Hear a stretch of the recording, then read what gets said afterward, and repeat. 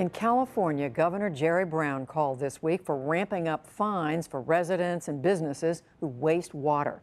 But in this fourth year of the drought, many are asking about the role of some agriculture and farming. One of the chief targets is one of the state's most popular exports. Our economics correspondent Paul Salmon went to see for himself. Part of our ongoing reporting, Making Sense, which airs every Thursday on the NewsHour. The almond, revered in some cultures, reviled recently in ours. Because of almonds, there's no water. The almond farmers are using more water than all the people in LA and San Francisco combined. The John and Ken Show in Southern California claims to be the country's most listened to local talk radio program. Half the almonds they're shipping to China. And this is why we're getting water meters and we're getting lectured and scolded and we got to take shorter showers and we can't water our lawn. This is BS. It was Mother Jones magazine which first reported this stunning statistic. It takes over a gallon of water to grow just one almond. The press has piled on since, portraying almonds as water wasters in the midst of a near-epic drought. And it's not just the almond, but every nut in the orchard. Are you aware that pistachios take about 1 gallon of water, a little less, per pistachio to grow? I had no idea. Does it disturb you to hear that that's the case? It does. I don't know that it disturbs me enough not to buy it. Customers like Nick Wiebe are one reason California's tree nuts are on a roll. They taste good, they do good. They are rich in unsaturated fatty acids, fiber, minerals, vitamins, antioxidants, and phytosterols. The august New England Journal of Medicine produced Nuts and Death to accompany a landmark study showing that eating nuts every day could reduce the risk of death by 20%. Small wonder that almonds have passed peanuts as America's favorite nut. And nearly every almond eaten in the U.S. is grown in California. 1 million tons in 2014, twice the amount a decade before. But while supply has doubled, global demand has run amok, especially in Asia, so that the price has doubled too. Thus, almonds have become the Golden State's most lucrative ag export and 80% of the world's supply.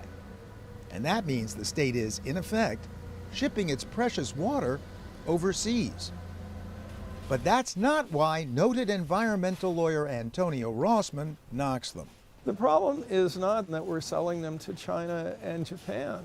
The problem, says Rossman, is that farmers and investors are planting so many more almond trees. It's almost an act of suicide when you see these new plantings now, because the water demand actually increases at about 5 years into the orchard. It's kind of like a time bomb that's going to really get worse before it gets better. But, says almond farmer Brad Gleason, so what? Well, I'll show you why we're using so much water. There's a lot of water that's going in to form that nut. But a lot less water per ounce of protein, says Gleason, than the competition. If you look at the amount of water that's used and the amount of protein that we generate, we're by far more efficient than pork, chicken, beef. Especially beef. Just 1 ounce of beef, the protein equivalent of about a dozen almonds, requires 106 gallons of water to produce. Even more if it's raised on irrigated pasture like this one. And who eats just 1 ounce of beef? Look, says Gleason. We've got 320 million people trying to eat 3 times a day. I mean, that's 1 billion meals a day. And it's going to have to come from water somehow. And if you include the rest of the world, even the arid southern Central Valley with its unique soils could be a lifesaver. Unfortunately, these days, getting water here means drilling ever deeper into the aquifer, a practice that threatens the state's groundwater. This well in Coalinga is going 1,750 feet down to feed a new pistachio ranch. There is surface water flowing through here from the north over massive government-built aqueducts. But because of the drought, allocations have been slashed in Gleason's water district to 0. No surface water from the north at all for the second year in a row. But those are the rules, says Antonio Rossman. upon which California's water system was built. In time of shortage, agriculture would take up to 100% hit for 1 year to maintain reliability to urban consumers. In time of plenty, the farmers could buy cheap water and plant as many acres as they could. In time of drought, they would fallow. In other words, leave their fields unplanted. Like this one, cheek by jowl to the aqueduct. This water is headed for Los Angeles. But you can't fallow an almond orchard. If you don't water trees, you kill them and the investment they represent. So with little or no piped-in water and hundreds of thousands of acres of thirsty nut trees in the Central Valley, there's a whole lot of drilling going on. But with prices at record highs because of global demand, wouldn't almost anyone keep harvesting? I think this is a very rational thing to do it. Agricultural economist Richard Howitt. And if the product is a healthy product and a good product, what's not to like? So when I read that it takes a gallon of water to produce 1 almond, and I'm shocked by it, you think I'm using the wrong metric? Absolutely, because I see the value of the water reflected in the value of the almond. And the value of the almond is based on how much people want it. In fact, consumers want it so much, Dave Phippin's farm in the northern Central Valley suffered an almond heist, a nut job you might say, just a few years back.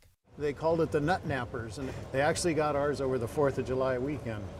A third-generation farmer, Phippin has so-called senior water rights, granted to his land in the early 20th century in exchange for loss of water when rivers were dammed.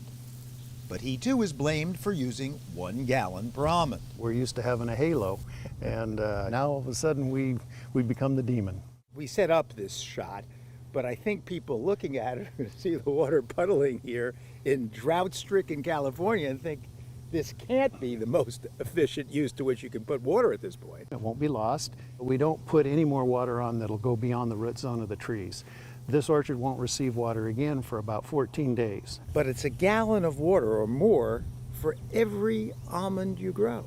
The gallon is so precious. We only have so many gallons. We want to use it for the highest economic benefit. And that, Farmer Phippin insists, is growing nuts like almonds, at least up north. An economic benefit their rising price reveals. As for Brad Gleason's almonds in the water-starved South, When those trees finish out their useful life and they come out, I'm not planting almonds again. this is economics correspondent Paul Solman reporting for the PBS NewsHour amidst the nuts of California.